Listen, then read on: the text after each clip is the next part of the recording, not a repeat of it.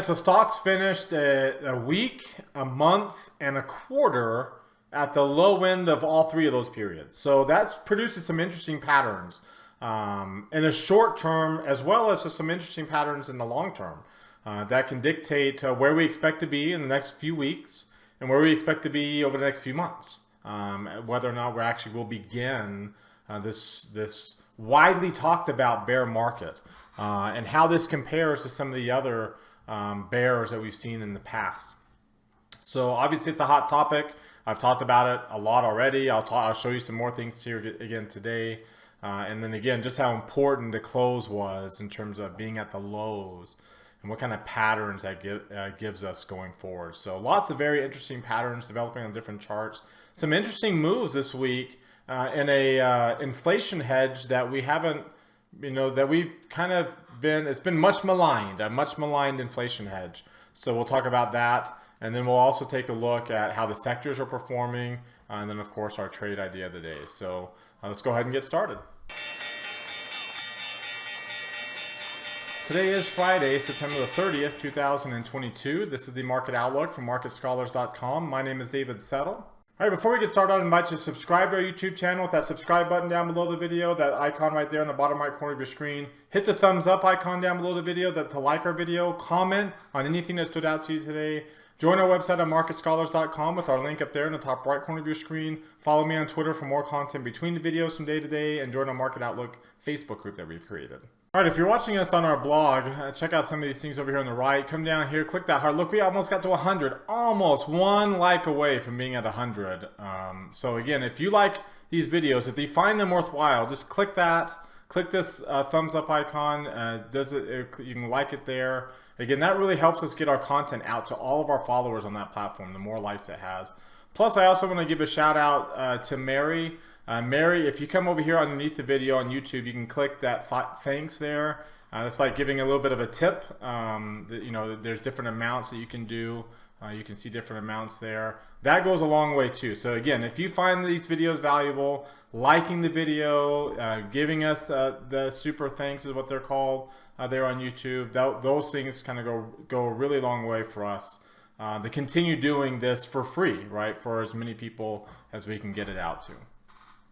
All right, let's go ahead and get started. Take a look at the S&P 500 with the market forecast indicator. As you can see, we have all three lines below the 20th percentile today again. So another cluster. In fact, the intermediate line has been below the 10th percentile now for most of the days since that failed CPI, that really bad CPI report. There's that last really bad CPI report. Remember, market tried to front run what they thought would be a good one, and then ended up not being so good. And again, it's really bad fake out move here. But it brought the intermediate line below the 10th percentile, which is rare in and of itself. And then to get a cluster with it too is a really good bullish signal, again, in and of itself. Then to add a red dot down here, which means that we are so far below the 30-day moving average that it's in the lowest decile of the whole year. We're actually in the lowest, 3%, like below 3% of the whole year. So, I mean, we're nearly 9% below. So that, a red dot with the cluster, with the intermediate line below the 10th percentile, I mean, in and all of themselves are really good bullish signals. Put together is a really good bullish signal. So that's number one. Number two, it's the end of the week. So we also have the near-term line below the 10th percentile, which again is not very common. Obviously more common during the bear market, but not very common otherwise. It's typically a really good bullish signal. As you can see, we have them back pretty close over here. 10.06 is where we got down to. And this week over here we had we got down below in September 2021. You can see a few weeks later we had a good rally coming up to that cluster. So it's a really good bullish signal. Over here we got the cluster with it. We almost got a cluster this week, 20.2. That's how close we were to a cluster this week. So almost came close to a cluster this week. And you can see the last time we were below 10, we got below 5. We had one good week here in the midst. That was the week we tried to front run the CPI report. So it's a really good bullish signal when your near-term line's below 10, especially when it's below 5. See, it's actually below 5 here. On top of that, go to now the monthly chart. So let's go to a monthly chart here, and you can see the momentum line is below 10. And not only is it below 10, it's below 5. And you can see that's very uncommon and tends to be relatively bullish. You can see that we got a doji pattern there coming after that week. After this month here, we had 3 really good months. Then coming off of this month here, you had a good end of the year, a good 7-month run into the end of the year after that bad month in 2019. In fact, this is the last time that we had the week and the month end at the same time was May 2019, where we had this combination of the momentum line below 10 on the monthly chart, the near-term line below 10 on the weekly chart, the intermediate line below 10 on the daily chart.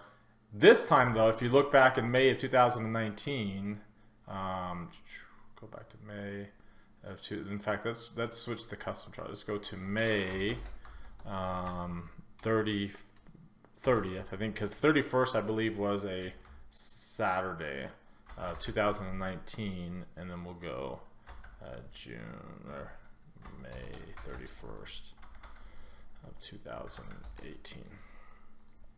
Okay, so I believe, let's check this to be sure.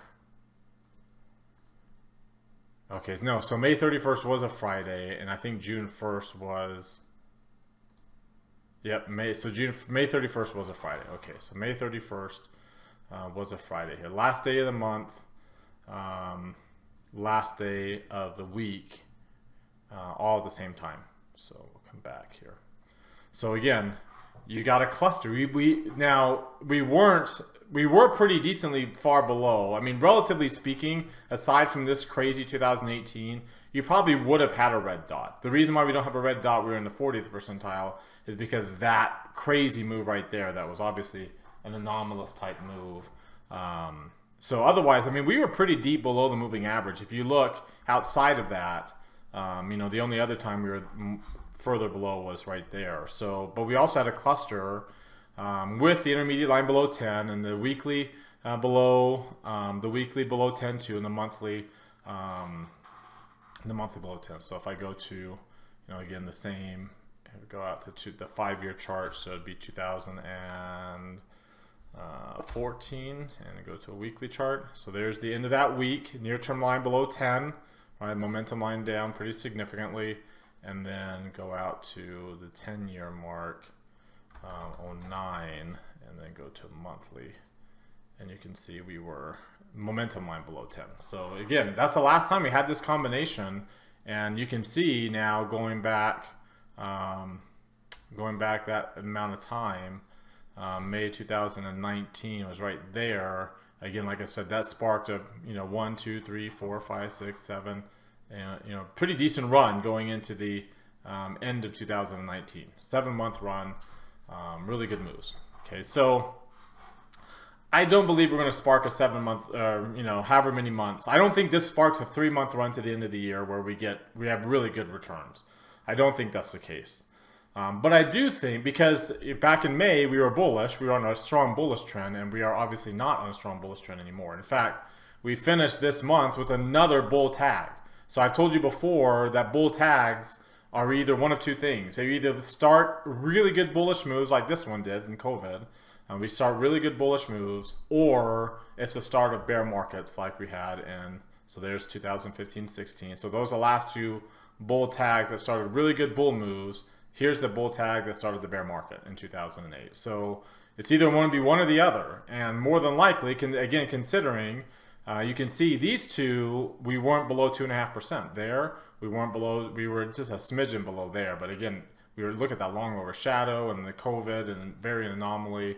No long lower shadow this go around. In fact, I would have felt better about the potential of us going up, really good year. But by the end of the year, if we would have had the big breakdown below the moving average here, and then this month would have been a little bit below. But so basically, if these two bull tags were reversed, but considering that we are well below the, even more below COVID, seeing COVID, we were 8.5% below the 30-month moving average. We are now more than 9% below.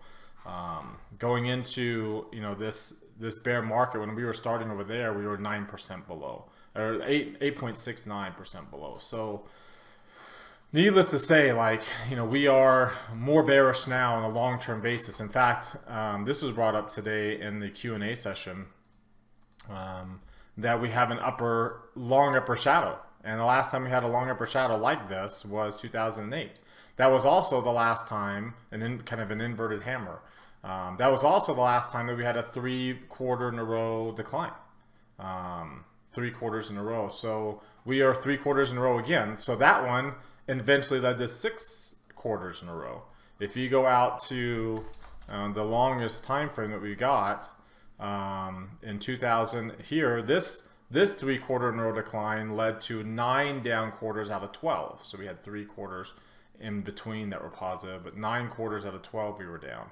And then you have to go out to 1973, 74 to have, we had 3 out of 4 quarters, you know, that led to a 6 out of 7 quarter decline. We had a 3-quarter in a row decline right here in 81, 83, but if you look at the moving average, if you look at, you know, where we were relative to moving averages, short-term moving averages at the time, in 81, 83, so let's go SPX on this. You were still, so in 81, 83, right over here, you were still above the 8-day moving average. In fact, we had 4 quarters in a row of declines in 83, 84, going into the, you know, one of the best college football seasons that we've ever had in fall of 1984. You can look that one up and see how that one ended, to know why that's considered one of the greatest college football seasons we ever had. But 4 quarters in a row of declines, all above the 8-quarter moving average. We are not still above the 8-quarter moving average. We are, in fact, we're flirting with getting below the 17-quarter moving average. So that's how, you know, that's where we're at here. So it's, you know, and again, the long upper shadow, it's not, I mean, a long upper shadow, that's, we've seen the ramifications of that before. And it's interesting, it's not the same quarter, but it's actually the same period, because both those instances, the last time that we had that quarter, it was not the 3rd quarter like this one, it was the 2nd quarter of 2008, so April, May, and June. So in April, we were in April, so out of the end of March, we had our failed correction bounce. We had our move to and through by the end of June, to and through, just a little bit through. It's actually right here, just a little bit through the moving average. So we had our failed correction bounce and our move to, and just a smidgen below the 200-week moving average during that quarter. Well, look at what we have now. So that long upper shadow is the failed correction bounce. But look at what we have now. We have, you know, our failed correction bounce and our move to, and a smidgen. We're actually 0.1% below the 200-week moving average. So very similar. We're in a very similar environment now that we were then when we got that long upper shadow. Remember, we had 3 more quarters in a row. I don't think we're going to get 3 quarters in a row. I don't think we're going to get the same kind of bear market we did in 08, 09. I think it's going to be more like 2000 to 2002, where it's going to be more gradual, right? But there's obviously a lot that we need to work out. But we are finally, like, today was the first day, if you can see it here, today was the first day that we finished a smidgen, just an inch, not even an inch, like a millimeter below the 200-week moving average. So 0.1%. Now, that's not the case on the NASDAQ. The NASDAQ is, let's see here. The NASDAQ is less than 2%, 1.84%. And the Russell is even more. The Russell is 7% below. So, but for the S&PX, which has been so long, right? So the Russell did get below the 200-week moving average here, got to it on this move and a little bit below it, and S&P did not. And then really the main reason why is because Apple did not even come close to the 200-week moving average area. It just basically just had a pullback. But the problem with Apple now is it's in full-on correction mode now, right? So if Apple's in full-on correction mode now, then that means it's going to be really hard for the market to avoid, you know, going further below the 200-week moving average if Apple is moving towards its 200-week moving average. So, which you expected it would. So I mean, that's I'm fully expect the S&P by the time it's all said and done. By the time this move to and through the 200-week moving average gets here, we'll get to 3,200, and then that will spark our third intermediate rally that you have before bear market starts. So before bear market starts, you have these three. You have the failed pullback bounce, you have the failed correction bounce, and then there's what's called the return move, where you break that 200-week moving average, which is a support, because corrections, that's where corrections stop. Support holds, corrections stop, and you bounce up to new highs. But when you break that support, then you typically get a return move back to the support line. That's typically your third time that the intermediate line gets above 60 into bullish territory. So that's probably going to come towards the end of the year, beginning of next year, especially with the seasonality involved with that. But until then, I think you're still, for the next month or two, going to be working towards that 3,200 level. But not until first this bullish signal plays out into at least a near-term bounce. So the blue line will get into bullish territory, which it hasn't been in for a couple of weeks now. It will get into bullish territory, probably stay there for a week or more. So we'll get a little bit of a run towards 3,800. And then I think we move from 3,800 down to 3,200. So again, something similar to this, where you were really bullish or really bearish. You got these, you got below 10, you got these dots. We rallied. We didn't rally very much. We rallied to old lows. And then we made one big leg lower down to the washout. So I think we're going to rally to old lows. And then we're going to make one big move down to the washout to 3,200. And then that's when this move will end. We'll get that last intermediate run. So that's my expectation there, especially with this intermediate line. This intermediate, it's going to be really hard for the intermediate line to get like above 80. Not impossible, because nothing is, and it could very well happen. But it's going to be hard for it to happen, considering that not only did it get below 10, but it has stayed below. It hasn't stayed below 10 for this long since, I mean, not even during COVID did it stay below 10 for this long, right? When you look out to like the COVID time frame, it didn't stay below 10 this long. The 10's the blue line. So the last time it actually, even 2018, that crazy anomaly move there, it didn't stay below 10 this long. You have to go all the way back to the move to and through the 200-week moving average in 2008, right here. This is the move to and through the 200-week moving average that you got the intermediate line staying below 10 for this long. And I think we're in a very similar pattern right now. So that's what we have going on there. Let's take a look at some of these other charts. Let's look at this weekly chart. You can see very bearish weekly candle. PPO's falling, a lower close. You're more likely going to get you're definitely going to get a bearish candle. You're not going to get a higher, well, you could get a higher close, but you're not going to get a transition candle next week, to say the least. So we're pretty bearish there. And when you look at the whole, the weekly candle in the whole, this was the other reason why I've told you before that I thought we were kind of faking out here. The other reason is, we're just starting. We just barely got the red line, the parabolic star, and the bearish candle. Like, we're just starting here. I know we are quite a distance away from the 200-week haul. About as weak as we generally get. If you look, you have to go all the way back to, COVID was about this far. You have to go all the way back to the washout phase of that bear market to get lower. So we are pretty decently below the 200-week moving average. So don't expect to wash it. I don't think we'll get to 3,200 next week. Right? I think we're going to rally first and slow down a little bit, and then make our one last hurrah move before we get that return. The return move in 2008, this return move right here, it lasted about a month, 2 months, right there. Right, so you had your move to and this was your correction, just your failed correction bounce. There's a move to and through the 200-week moving average, and then you had about a month to 2 months of just kind of a little bit up to sideways, where that's the return move, where you broke the 200-week and you just kind of hovered around it before you really started to get in the bear market. And there's the one intermediate rally. That's the only bear market rally we had, right? Because we weren't in a bear market over here. This is the one bear market rally we really had while we were actually in a bear market. So 2000 to 2002 had 3 of these, and 1973 to 74 had 2 of these. So even after the bear market really gets going, you're still going to have 1, 2, maybe 3 intermediate rallies, real bear market rallies inside of that. So before you finally hit that low point, and then the next intermediate rally starts the bull market, right? So that's what's going on there. Obviously, if you look at like some of the other oscillators, we still have 3 red arrows. We never did get 3 green. We didn't even get 1 green. So we're still dark pink. We're still pink shading on all of those. Looking at the 2-line versions, we are well below moving averages here, way below moving averages.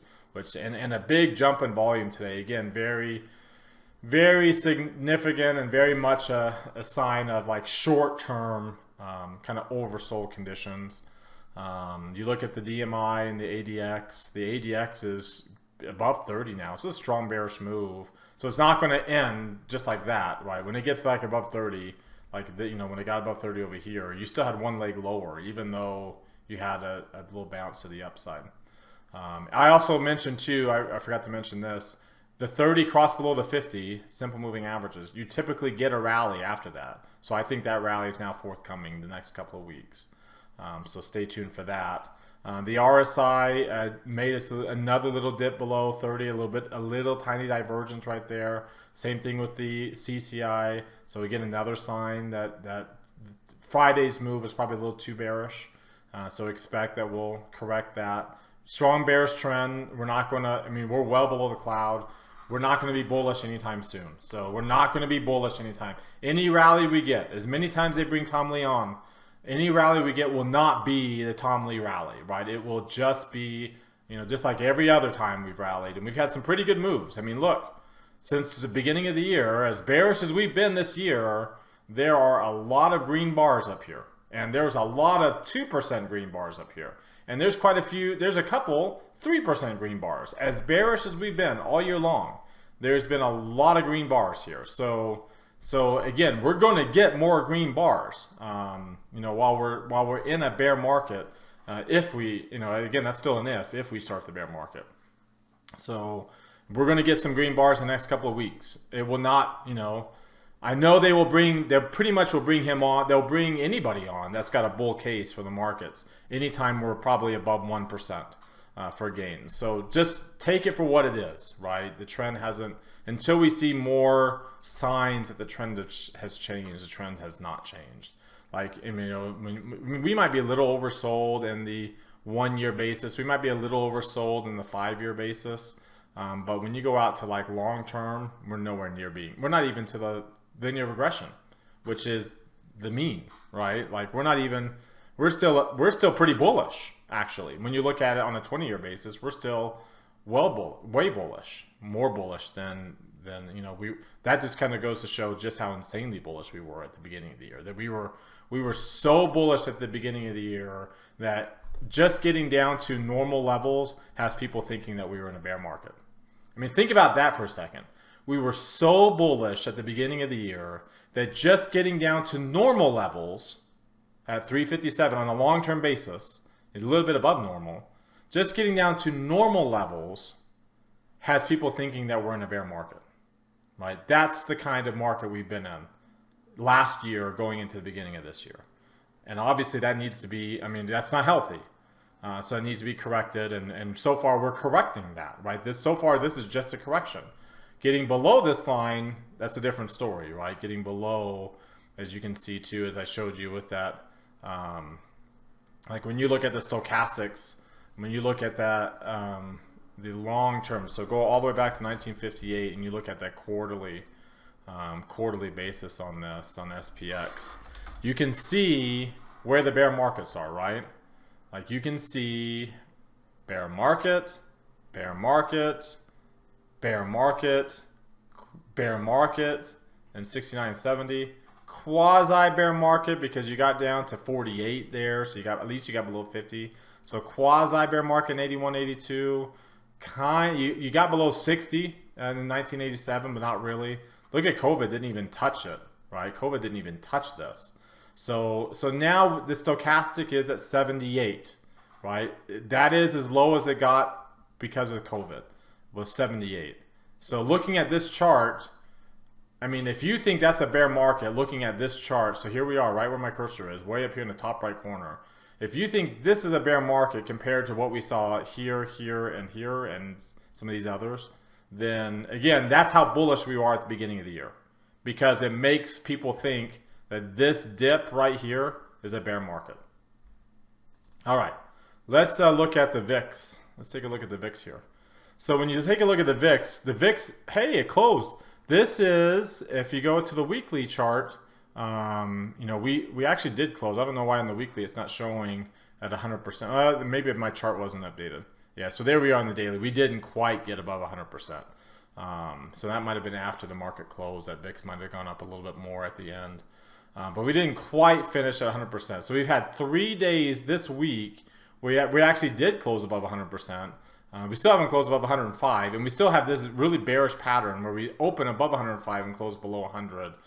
So, you know, again, for the next couple of weeks, because of that pattern and others, I think the volatility is going to continue. It's going to actually come down towards 95%, maybe 90, but at least towards 95%. Volatility is going to come down here. It won't come down below 20, right? There in June, it got to 25. I think it'll probably come down to 25 again in that range as we come down to 95 and the markets move up towards that 3,800 area. So that's the volatility, and you can see the intraday chart. We did get a lower high, we did get a lower low. It was at the very end of the day. We closed right at the low of the day, very bearish close. You notice we did bounce in the after hours a little bit, so that's not bad. But we did close below the end of the low of last week, so we got a lower high and a lower low and closed below the point of last week. But again, there's 380 right there. The high point, so the rune indicator you can see. So over the next 6 days, I expect that, you know, so we got 6 days now. Remember that every time you get a new 4-week low, you start a 6-day window before we can get a reversal. So that's all next week and Monday of the following week. Without a new 4-week low point, that's what it would take to get the red line below 70. We don't get a new reversal until the red line gets below 70 and the green line gets below 0. So you can see, you know, it will take a few days. We're at 26 right now. It's to get to 0. It takes 1, 2, 3, 4, 5 days to get to 0. So it takes 6 days to go from 100 to below 70. It takes 5 days when you're just crossed below 30 to get to 0. So that's all of next week. So next week's going to be a nothing burger of a week. We're not going to, I don't think we're going to tank. I don't think we're going to hit 3,200. I could be wrong, but we might hit 3,500, but I don't think we're going to hit 3,200. If we do hit 3,500, it'll be early, and we're going to bounce really sharply off of that. It might be intraday even that we bounce really sharply. That might be Monday, it might be Tuesday, but we'll probably bounce really sharply off of that. And then work our way up. I don't think that's the case, but I think next week we won't get a new 4-week low. We won't get unless it's Monday and there's just one. And then I don't think we get a new 4-week high point either. That won't come. So we'll just kind of get a week where both lines are falling, right? Where we probably might get a lower high or a lower low, but we probably won't close below. I would venture to guess we don't close below this week's low. Next week, I venture to guess it will be higher. So that's kind of the expectation. All right, now let's take a look at what's driving the price action here. So if you see, like this week, gold. I mean, gold's been much maligned as an inflation hedge. If you go back to, you know, really when inflation kicked in gear. So if I were to go all the way back to like, well, if I zoom out here, I can see it on the PCE. March of 2021 is when really inflation kicked in gear. So let's go back to February of 2000, the end of February, so beginning of March. You go all the way back to March 1st. So that's about the time, 2021, that inflation really started to kick into gear. Not surprising, commodities do very well in the inflationary environment. What is a little surprising, and this is why a lot of people think that gold is, you know, a crappy hedge, is that the dollar's up 23%. That's very surprising. In an inflationary environment, usually that puts pressure on the dollar. But it's all relative. So we all know how inflationary environment we're in now here in the United States. So why is the dollar stronger? because this isn't the dollar on an absolute basis. It's the dollar versus a basket of currencies. Japan, Europe, UK, they make up, Europe and Japan make up 70%. Then you add on, another 9% or so from the UK. So you're talking about 80% of the dollar index is three currencies: the pound, the euro, and the yen. Mostly the euro. It's like 50%, 50 some odd percent from the euro. 13%, 57 from the euro, 13 from the yen, and then like 9 from the pound.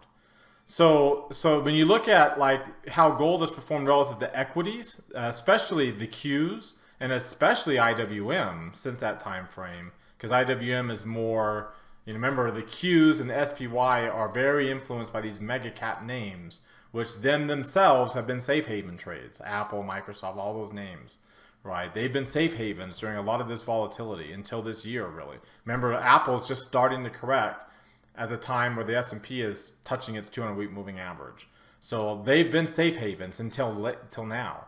But obviously IWM is not affected by that. So when you look at that versus long-term bonds, and you look at gold versus international equities and versus IWM, gold's been a really good, even though it's down on an absolute basis because the dollar's up 23%, gold's been a really good hedge against real estate, against equities, against bonds, against just about anything, and except for commodities, which you wouldn't expect it to when you're in an inflationary environment, until you get to correction mode, which, right now, commodities, as you saw, commodities are in correction mode, right? So when you look at the commodities index here on a long-term basis, they're in correction mode now, kind of like Apple. They're finally starting to correct. But the dollar finally had a down week too. Now, granted, we had a down week over here as well a few weeks ago, and it really ramped up. So I wouldn't necessarily say, that this is the week that spells the beginning of the end for the dollar. But, it's finally one of the more bearish weeks that we've seen in a while. The last few days in particular have been, relatively down days, kind of a evening star candlestick pattern up there. Which is a bearish reversal pattern, whatever you want to call a bearish reversal. They all have different names. Same idea. It's just a matter of how we get the reversal, right? That's how you get the different candlestick patterns. But the dollar appears to me it's still above its 8-day moving average, so it's really hard to say it's bearish. Long-term bonds are actually still well below their 8 and 17-day moving average, so it's hard to say that they're bullish. So it's interesting that, again, we're still not full-on bear market mode, because in full-on bear market mode, bonds go up. And as of right now, the dollar wouldn't be so bullish, nearly as bullish. Like, I think it's kind of like 2000, 2002. But the dollar actually peaked at if you look at the dollar here, let me bring it up over here on this chart because I can get the actual dollar index. So let me detach this chart and bring it over so you can see it. So here's the dollar index over the life of this futures contract that we've seen.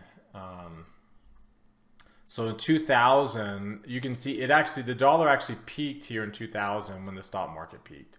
And then the dollar dropped during the initial phase. And then we had another rally for the dollar during the correction phase of that bear market. And then it dropped, right? And then we had one last rally going into the end of that bear market.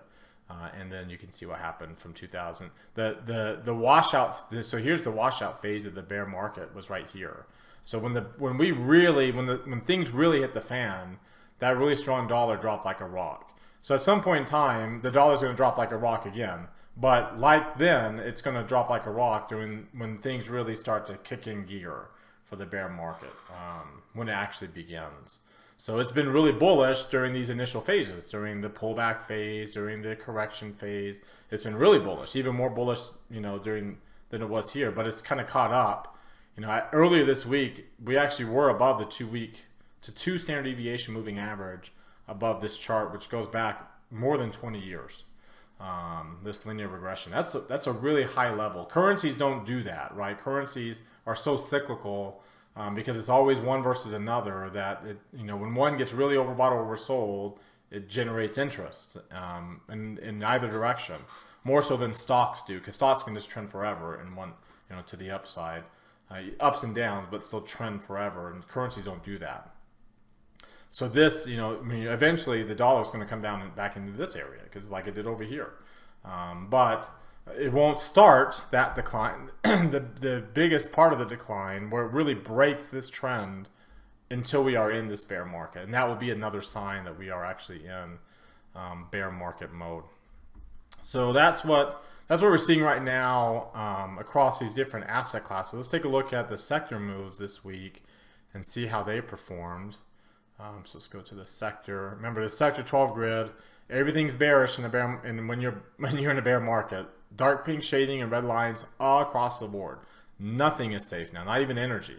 Nothing is safe. Utilities and real estate, nothing is safe. Clusters across the board, dark pink shading, red lines. The clusters, again, signify that we're really oversold in the short term. Expect at least, again, I think the next couple of weeks we'll have some good bullish moves to the upside. Here's how the sectors performed this week. Going into what I expect will be a nothing burger of a week next week. Here's how they performed this week, and you can see utilities got hammered. Real estate, staples got hammered.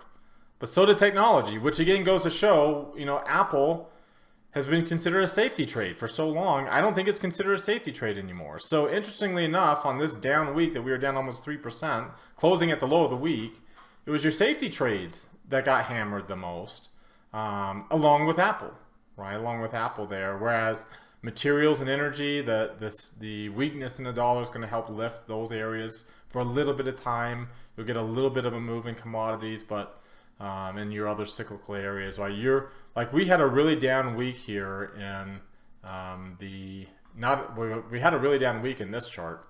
Apple relative to SPY, like it finally broke the 17-week moving average again. But when you look at QQQ relative to IWM, we had a down week there too. So we're back below all these moving averages, all except for the 200 week. So you can see how bearish that is. This is what it looks like on a daily chart. When you look at it here on a daily version, you can see here that the 50 is below the 200. We're back below all these moving averages, and the MACD is rolling back down. You can see how negative the PPO is. Like, we are in a death cross environment, and we will that will continue to be the case. That's going to be a hallmark. It was a hallmark of 2000, 2002. It will be a hallmark of this one too, of this bear market, is we will get below that 200-week moving average, and then the 50 will cross below it too, which means that this PPO, which is still 10%, will get below zero and get 10% below it most likely by the time it's all said and done. All right, let's take a look now at our trade idea of the day. So we'll take a look at AbbVie. AbbVie broke down big. One of the biggest losers on the day. It really fell. We had dark green shading and a green line, and just like that, you have a red line. We are 4% below. So we are significant enough below the moving average for it to get dark pink shading and a red line eventually, as you'd expect. So that intermediate line is going to start dropping pretty quickly. Again, barring a big move to the upside, but that's probably unlikely to be the case. You can see on a weekly chart here, we got a red arrow, and the PPO is negative now and falling. So the 10 weeks crossing below the 40 week, and you got the long. We not only did we get a lower close, but we closed below the open too. So, and pretty much a bearish reversal pattern. So we're not quite that we're not going to get a transition where you get a higher, and you flip your way around. You just, like over here, we got a higher close, and then we went up to the upside. Here we got a lower close. And now, we don't have to wait for it to break below that we already have broken below it. So basically, your transition candle in this case is your reversal candle. And so when you look at the 3 green arrow chart for AbbVie, we have 3 red arrows, right? So 3 red arrows and a good chunk of volume today. So big bearish pattern in that regard. When you look at the 2-line version of the chart, we are well below the point of control. Broke below that. We kind of filled in the gap between the 50 and the 200, and we're broke below all those lines. So today we broke below the 17 and the 30 at the same time, and we are well below the 30. big jump in the MACD histogram down there. The stochastics is rolling over. Your DMI, you had a big break there above 25 on the negative. We hadn't been above 25 in either one of them. The positive is easily below 20, so a trending pattern developing there. Below 40 on the RSI, below minus 200 on the CCI, so it's a breakout pattern. You broke below the lower Bollinger Band, easily below the lower Bollinger Band. You're still, at least during the Market Outlook Live, we were still above the Keltner channel. We're still barely above the Keltner channel. So the we're at the, this is a breakout type move. This is a really, really breakout type move. Has a potential for a breakout type move there. So what I decided to do on this, again, considering that I expect over the next couple of weeks the broader market will be actually rather bullish, is I decided, okay, well, let's take a look at just buying a put vertical, but not being too aggressive with it. Let's buy what was at the money at the time. It's not at the money now. Now the 134 is at the money. During the Market Outlook Live video, because I put this trade on already before the market closed. I do that for all of our subscribers of Market Scholars. We put this trade on before the market closes. We do it during our Market Outlook Live video. So everybody has access to that. Our premium and our monthly subscribers do. So when I put that on, this was at the money. And now the 134 is at the money. That's how much it moved in the last few minutes of trading. So, but I bought at the money. I sold 2 strikes away. So that's how much it's already moved from where that brown notch is right there. From this red notch is where we got into it. So that's how much it's already moved down. So it's already, we got a pretty decent probability already. Again, for a directional trade to have a 56% probability is not bad. And then again, I'm risking half of what I normally risk on these vertical spreads. And I'm making double what I normally make on a short premium spread on a short vertical. So that's, to me, that's not a bad combination to risk half of what I normally do to make twice as much as I normally do, and to get a relatively high probability of doing it. Relatively, again, for a directional trade, that's a relatively high probability. Long verticals in this case. All right, well, that wraps us up for today. You've heard from me now. Now I want to hear from you. Use that link popping out in the top right corner of your screen that takes you to our Market Outlook forums. Open up any new thread there with any questions or comments you have. Reply to anybody else's thread, and let's keep this conversation going in between videos. As always, thank you very much for watching. Remember to subscribe to our YouTube channel. Hit that thumbs up icon. Comment on the video. Like us on Twitter and Facebook as well. Join our website at marketscholars.com for free, as I showed you before. Have a great rest of your weekend, everybody, and we'll see you all next week.